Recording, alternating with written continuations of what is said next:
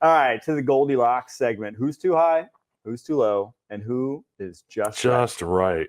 Who you got, Kyle, for too high? For me, too high is the Texans. And you know what? With all the talent they have, I expect to see them dominate every week. They haven't done that so far. They went against Caleb Williams in this offense of the Chicago Bears, who just couldn't get anything going. And you look at guys like Nico Collins catching these quick slants, going for 30 yards, ripping people apart physically. You should be dominating football games. You're at home on a primetime setting. You should be winning these games by 2+ possessions. I haven't seen that yet. I'm not afraid for the Houston Texans, but I think for right now, they're a little bit too high in your power rankings. Still, I want them in the top 10, but a little too high for me. Okay. I disagree on this one, actually. I think that's where I'd put the Houston Texans right now. I think they're that good. And it's like, it's not as if they're hanging around like the Giants, right? Or the Panthers. Or like they're hanging around to the end of these games with teams that everyone thought were going to be around like 8-9, 9-8, possible playoff teams. Like they could catch lightning in the bottle. So to do that, and especially on the road, divisional rival week 1, just getting the dubs is really all I care about. And it's like, you look at the talent on this team and you look at the ascending players, which we might get to a little later. Some of these guys that look good, that are youngsters, I think that you will see the dominance come with this team. I think that I agree with you on the latter portion of that argument. The dominance will come. We know that C.J. Stroud is going to be comfortable and in lockstep with these guys on the receiving core. The defense looked really good at times last week. But, you know, that sample size, you're going against the Chicago Bears. And then this Indianapolis Colts team, they went and laid an egg in Lambeau. So I have questions about those guys, which leads me to being a little bit too high for the Houston Texans. I'm probably a little too high on them, but in large part because there's a lot of crappy teams in this league right now and disappointing teams. So I probably am. I was a little disappointed by what I saw the other night too. You know, we talk about who they've played. They've played Anthony Richardson, who has how many starts in the NFL, and Caleb Williams, who has 2. He was in his second one. And so they've gotten inexperienced quarterbacks their first 2 games of the season.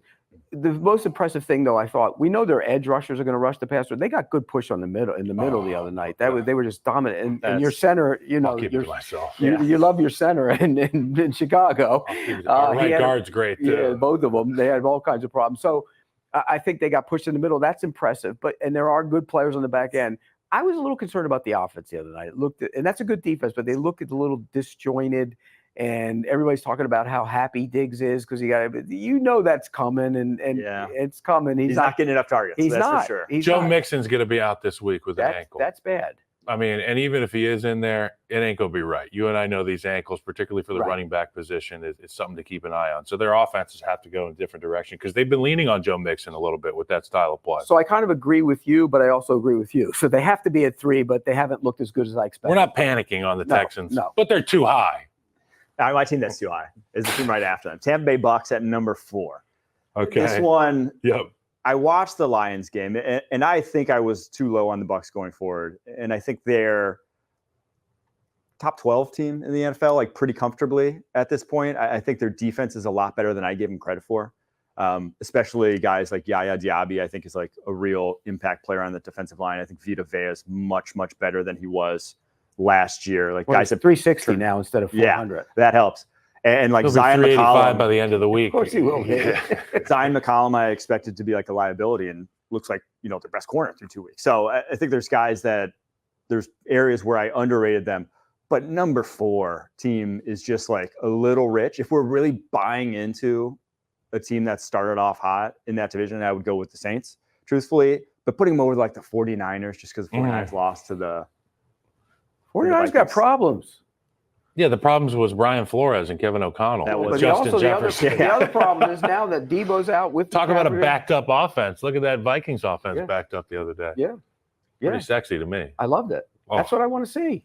But I just think there's a touch too high. I agree with you there too. But I started them high. I was higher on them than most people. So I started them high. You think they're too high? If I had 2 too high teams, they were right next to each other, the Houston Texans, the Tampa Bay Buccaneers. Look, they're frisky as hell. Baker Mayfield can beat anybody. Yeah, that's actually anywhere. The Baker Mayfield part is like why I'm still like. It's the Baker Mayfield effect. Like this guy, they love him. Makes teams better. He's a football player in the classic sense. But I still have questions. I mean, they go give 5 sacks up with Aiden O'Connell on the road That's no way to win football games. And if it's not for a heroic effort from that football team as a whole, you're not going to be winning that football game. They played with a backup right tackle and didn't give him any help. I mean, Justin School played over there. He's not a good player. Yep. Gedeke was out. Cansey was out. Vita Vea went out. The corners were out. Winfield was out. And yet they still found a way to limit what the Lions did. They're supposed to be the most explosive home offense in the league, and they limited every what year they did. Somebody goes to Tampa that's not supposed to beat them, and they beat them. Right. So Tampa Bay, Todd Bowles gets that defense. You mentioned the defense. McCollum's playing well. They love him. Dean's good player. They have good players on that side. Savassier Dennis made a bunch of plays the other day. They have good mix of young and old. And once they get the line healthy on the offensive line, they'll be fine on offense. I like Liam Cohen, too. I think the OC there, I think he's done a heck of a job. So, like the team, 4 is just rich for me. All right, who's too low, Kyle? It's got to be the Arizona Cardinals for me. The Arizona Cardinals are a little bit too low, and I'm trying 21. I'm trying to find them here. 21, Pete. 21. That's not perfect. You know who was perfect last week? Kyler Murray was perfect. Hey-o. He was perfect. And he was pretty damn good week 1. He wasn't great week 1, but they had the Buffalo Bills on the ropes. And the Buffalo Bills are up there. Where are they? They're the number 2 team on your power rankings. They have the best home field advantage, yada, yada, yada. Bills woke up, and that was you got to go to Western game, New York to play on. these guys. Kyler Murray's not afraid of them. And now people are afraid of Kyler Murray again. And when I look at the Cardinals and the things they did to the Los Angeles Rams, a division opponent, this is a statement game. And to have them at 21, it's a little bit disrespectful, Pete, okay? You know what? I think Mike did a great job of laying out all the skill pieces they have on offense yesterday, different flavors for Kyler Murray to work through. We saw Marvin Harrison, 5 catches, 130 yards in the first blink of an eye in this football game. They are dangerous. They can play with anybody. And when you get an offense like that, you allow your defense to rush the passer. I think it bodes well for these shootout type games. And I trust the kind of athlete that Kyler Murray is. And I'm not just talking about a guy who can go out there and run a 4.4, run underarm tackles and through the legs of his linemen, but I'm talking about a real athlete with arm skill, somebody who can change his arm slot, somebody who's got a quick release, somebody who can get the ball out in these spread situations. Kyler Murray's great. It's a quarterback-driven league. Too low for me, 21. I'm looking at who's ahead of him, though. Jets at 20, Browns at 19, Eagles at 18. I'm not sure I'd put them ahead of any of those. I don't trust the Jets yet. I don't. That's fair. But it's just because the Arizona Cardinals are just so bereft of talent defensively. Terrible on defense. Cleveland Browns are at 19. Jonathan Gannon, I think, is a great defensive coordinator. I think he deserves a ton of credit for what he's done early on in keeping this defense just like to not be a sieve. A liability. But it's still a Jimmy's and Joe's game at the end of the day. Dude, so, I mean, there are certain guys that throw off the balance of the game. When I think about the Kansas City Chiefs playing against Lamar Jackson, even in front of a porous offensive line, particularly on that right side, sometimes bad plays can turn into great plays for a guy like Lamar Jackson, Kyler Murray. Patrick Mahomes, some of his best plays are when the play breaks down. Well, we'll give them the offensive side of the ball, but you mentioned their defense. That's an issue. And they played a Rams team that was with nobody on the field. Really nobody. Cooper but Kupp they won by 30 points in the National Football League. But sometimes you ambush a team and it's over and they go These guys get paid too, Pete. I'm not putting a lot of stock into that because Matt Stafford's a great quarterback. They couldn't even keep it close.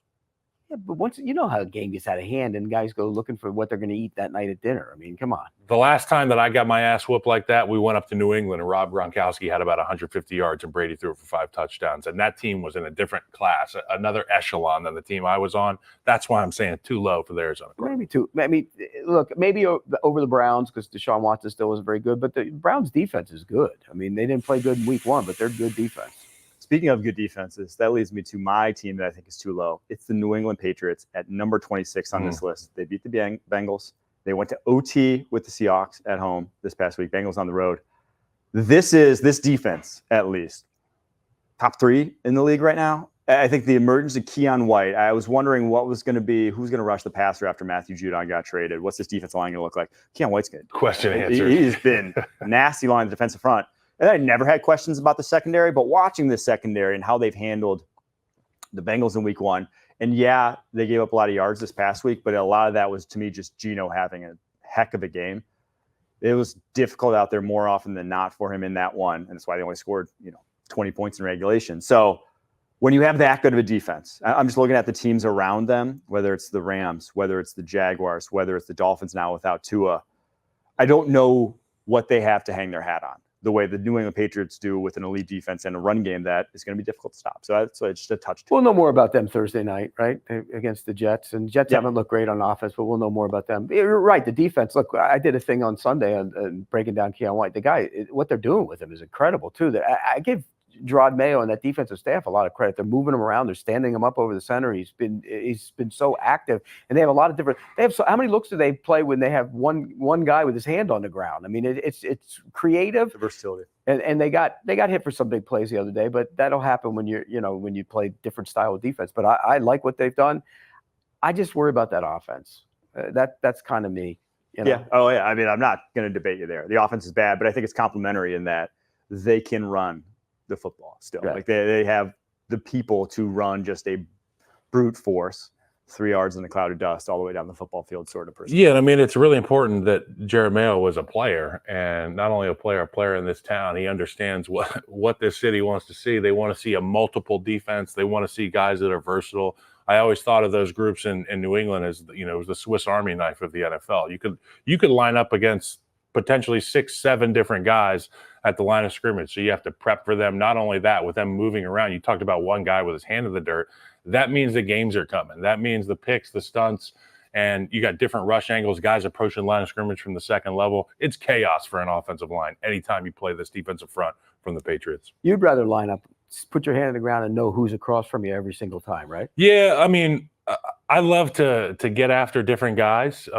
Sometimes it can get boring, and sometimes for them it gets boring, and I'm like, get away from me. Like, you're too damn good. But at the end of the day, if you present me with a different look, like a defensive lineman that's off the ball, walking around, trying to do the sneaky thing, I love that, because that's not your game. Come into the phone booth, get punched in the mouth, and let's do this thing. Right. Let's play some football. How about all the twisting and stunt? Twisting and stunting, that's where your teammates come into play. I mean, for any offensive guard, if you got a 3 technique, it's mano a mano. They call that a money block. It's just like a tackle on the backside, on the man side of a protection. It's just me and you, hombre, like, let's do this thing.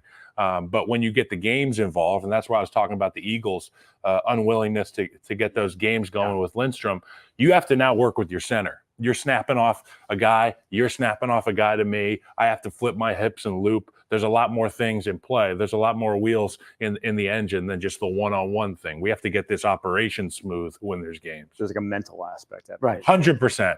Which you don't get the rep much in full contact at all. No, and we talked about this. I said, I see the linemen suck at picking up games right now. And you pointed out, and your guy Pacelli was talking about it too. And I think, instead of doing these one-on-one pass rush drills, which they like to do every week, which is geared towards the defense, they get to work there. First off, it kills the offensive lineman's confidence when you're going one-on-ones throughout the week, because you're sore, you're trying to get your body back, and now these friggin' super athletes that rotate on Sunday are fresh by Wednesday, and they're ready to embarrass you. Well, how can you make it good for everybody? Make it so the defensive linemen are still rushing 100%, but also make it a 3-man game. So instead of one guy going, 3 guys are going. It's more efficient. You get more reps, and you get to work with a real defensive line working real stunt games. Because when do O-linemen work on stunts? Individual period. So it's a fatty with a red jersey over there.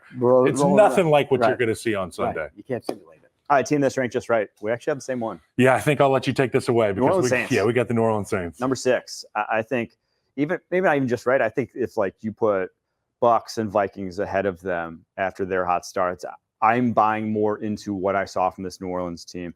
Not only on the offense side of the ball, because I think the offense speaks for itself. 15 straight possessions that they scored so far. Come on. Unbelievable. But the defensive side of the ball, I think the secondary is tough. I would not want to go against them. And they did it without even Marshawn Lattimore this past week. So when he's back healthy, even more so.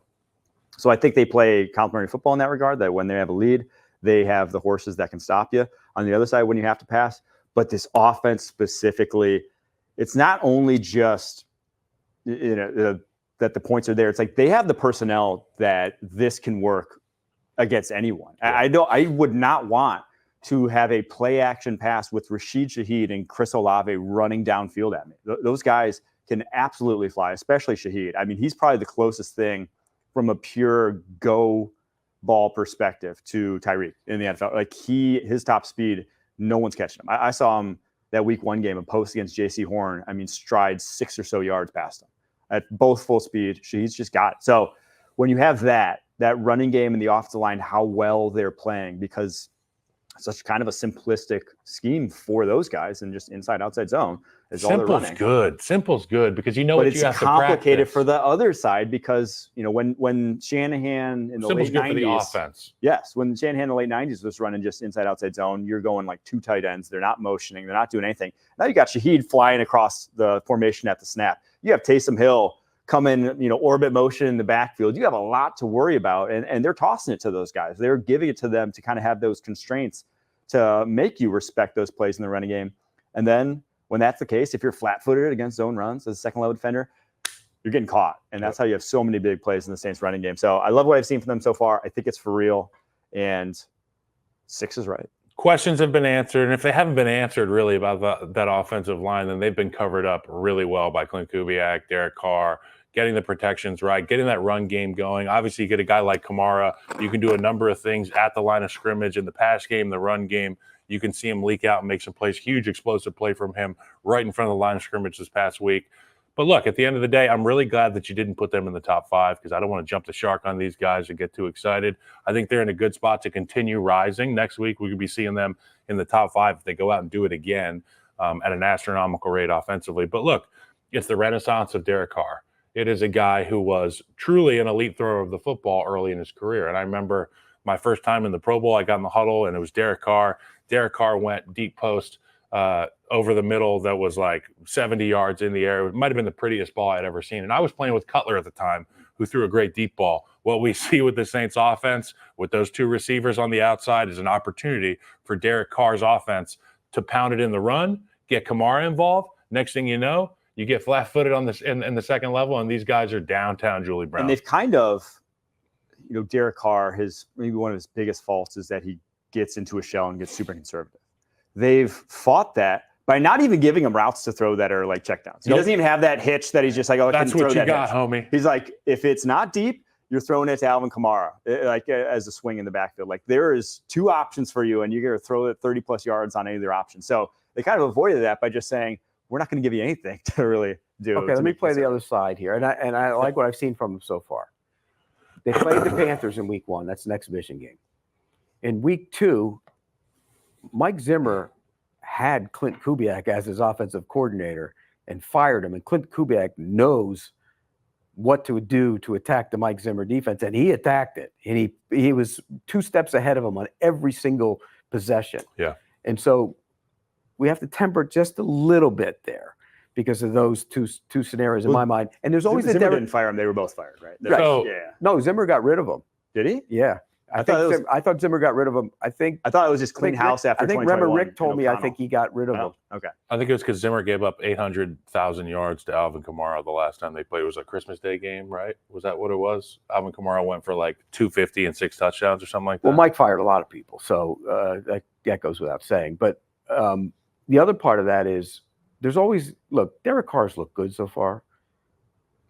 But you know this. The reputation around the league is that when it comes time for the big moment, that he isn't going to make it. And, this could be the year the narrative's changed. No one has made them play, from behind, from third downs, third and longs. Like, no one's made them play Derek Carr, win us a game. No one's made them play that way, left-handed or whatever you want. Got to score immediately. So that's the thing that we've not seen them have to. But the way it's 15 straight possessions. Yeah, it's like the way they've done it so far is still like, not a lot of people may be able to make them have to. And we were worried about their offensive line. The rookie's outstanding. I mean, but the right side, you concerned about him being over there penning. Yeah, they still don't go one-on-one in pass. Right. They still but that's kind of feature of an offense when you know how to protect them. And even on third downs when they do have to pass, they're doing a good job of keeping a Taysom Hill and get a chip. Like they know. See, and I was a little concerned about some of the age starting to creep in, but their younger players are making plays too. And here's the other thing: you have 3 corners. And Lattimore didn't play the other day. McKinstry played, but they actually have 4. Then you can do a lot of different things on that back end. And you saw in week 1, Taylor had 3 sacks from the slot. I mean, and so they get creative. And when you have 3 corners who can cover, you could do a lot of different things. So I do like that team. I just always put the caution out there because until Derek Carr shows that's why we like the 6, though. Right. That's we thought you did a good job this week. Only a few complaints. But even me putting him at 6,